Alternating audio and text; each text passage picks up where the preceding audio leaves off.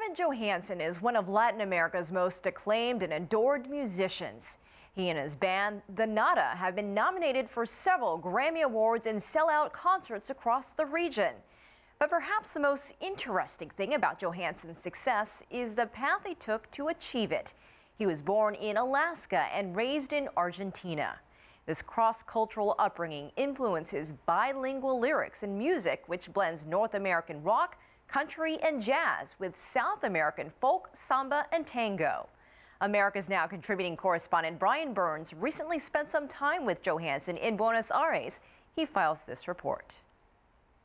Kevin Johansen is fluent in 2 languages, feels at home in 2 countries, and makes music that combines the sounds of 2 continents. He's bicultural in every sense of the word, which is why, he says, he decided to call his latest record simply Bi.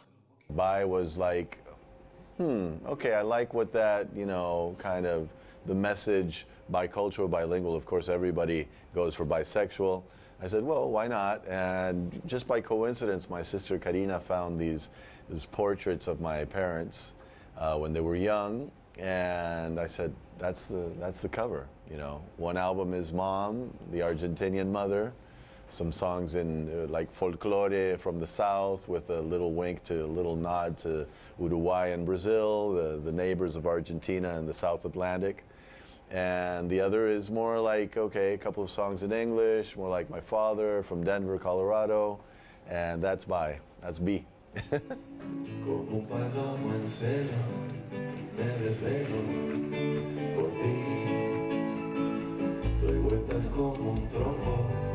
The new album, a double CD naturally, demonstrates Johansen's continued growth as a musician. Over the past decade, he has established himself as one of Latin America's most popular singer-songwriters.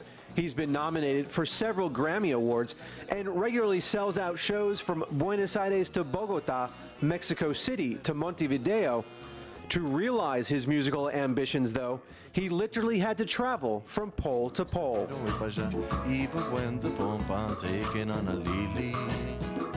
Johansen was born in 1964 in Fairbanks, Alaska. His parents eventually split up, and Kevin and his sister lived in the San Francisco Bay Area until May 1976, when his mother decided to move the family to her native Argentina, just as military forces were beginning a bloody 7-year dictatorship. She probably would have been a desaparecida just because of her ideology, because she was a feminist and a socialist and an intellectual, so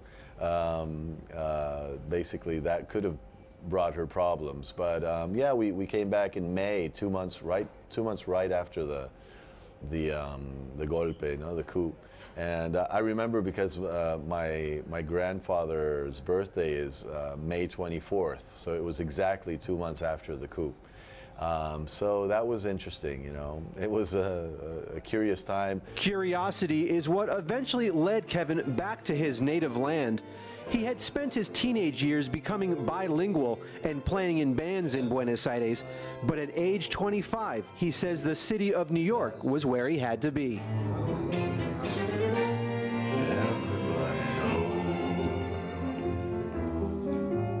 And being there helped him recognize the similarities and differences between the 2 cultural capitals, something he tried to reflect in this video, which he filmed in the early 1990s. So we went to New York, and I felt immediately like a connection with Buenos Aires. Of course, then I realized geographically, okay, looking from Europe, Italians, Jews, Europeans from all over the place, a city that you walk.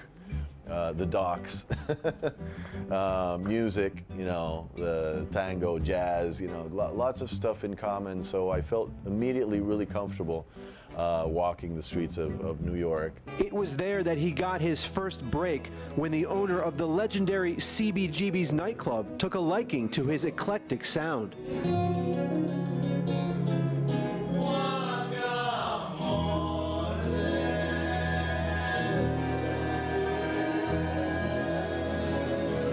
I was playing my songs, a couple in English, a couple in Spanish, and this burly big guy comes up to me and says, "Hey, I like what you do, you know, tell me about yourself." And so I told him a bit, you know, Alaska to Argentina.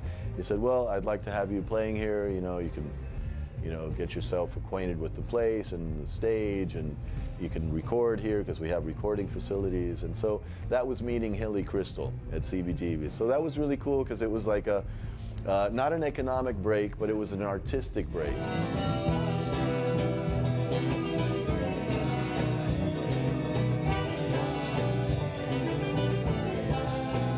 In the year 2000, he moved back to Buenos Aires, reconnecting with old friends and forming his band, The Nada.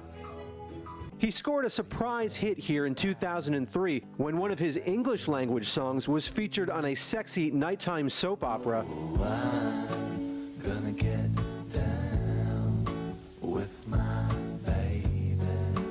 Since then, he's become a staple on Argentine airwaves and has settled with his 3 children in Buenos Aires. When Kevin Johansen and the Nada perform live in Buenos Aires, they often play here on Avenida Corrientes, known as the Broadway of Buenos Aires.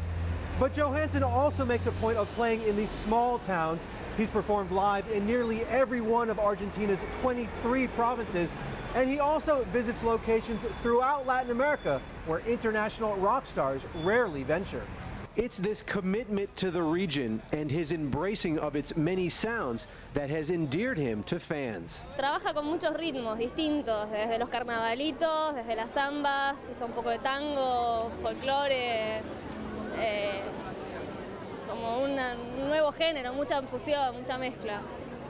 Tiene un aire muy argentina la música, si bien es internacional, es bastante cultural. Creo firmemente que tiene mucha parte de cultura argentina y es lindo, uno se siente identificado.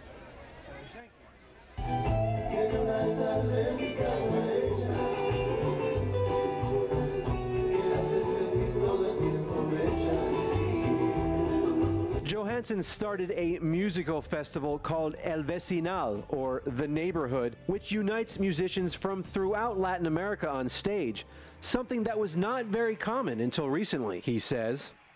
In spite of the same language, you know, between Chile or Argentina or Uruguay or Colombia or Mexico, or, you know, it's more like, oh, what, they talk weird, you know, they don't talk like us, you know. 20 years ago, you'd get that a bit, you know. And now it's more like, hey, we know, you know, we know each other, and you feel that kind of like camaraderie with musicians from other countries of Latin America, and also like more knowledge. I think that, you know, there's less ignorance, so less fear of, you know, that difference, and people are, you feel it. Well, music always joins people together, of course, you know, but you feel a sense of people getting together and enjoying those differences and not feeling afraid of them. Johansen occasionally plays in Europe and is planning to perform in Australia for the first time next year. Somewhere he hasn't broken into yet is his birth country, but he says being a star in the U.S. is not a priority right now. I always say that you can be kind of like cult massive, you know, like a Jim Jarmusch, like a director, where you can kind of like, he knows that he has 1,000 fans in Tokyo or Del DF Mexicano or Rio. So that's kind of what's been happening, you know. We go to a place and all of a sudden there are like 500 or 1,000 people, you know, we've been waiting for you, you know. And so that's amazing, you know, that's what's been happening, fortunately. And will likely continue to happen as he increases his musical offerings in the studio and on stage.